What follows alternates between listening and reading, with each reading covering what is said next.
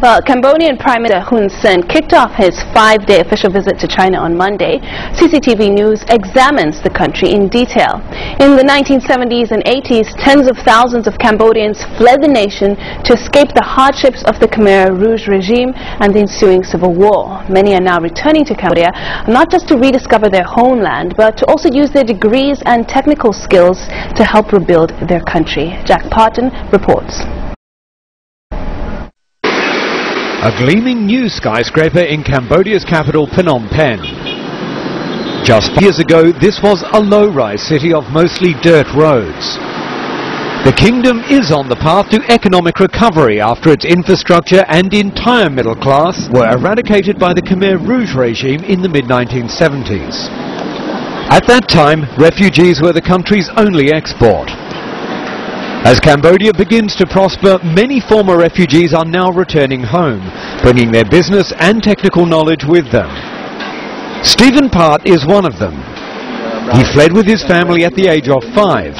After working with some of the biggest US.com firms during the internet gold rush, he returned to Cambodia to establish the social networking site Anchor1.com.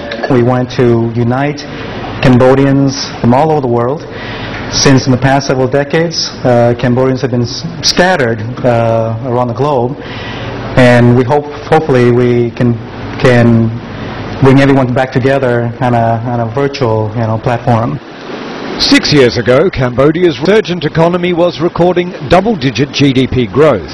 The global financial crisis reduced this to almost zero. That has not deterred the reverse flow of entrepreneurial former refugees returning home.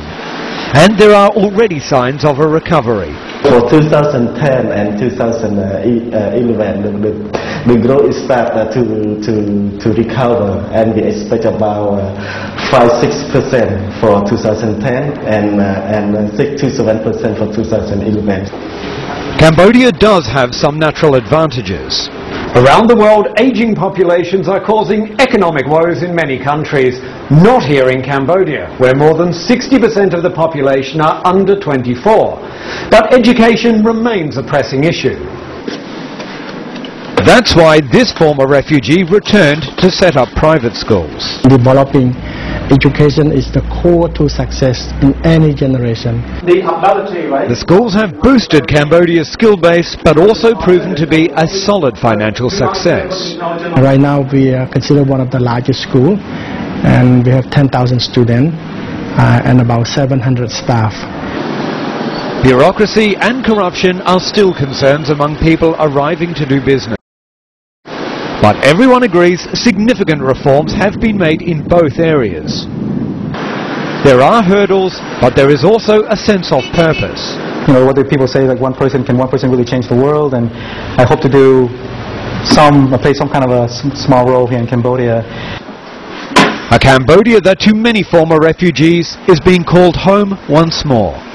Jack Barton, CCTV, Phnom Penh.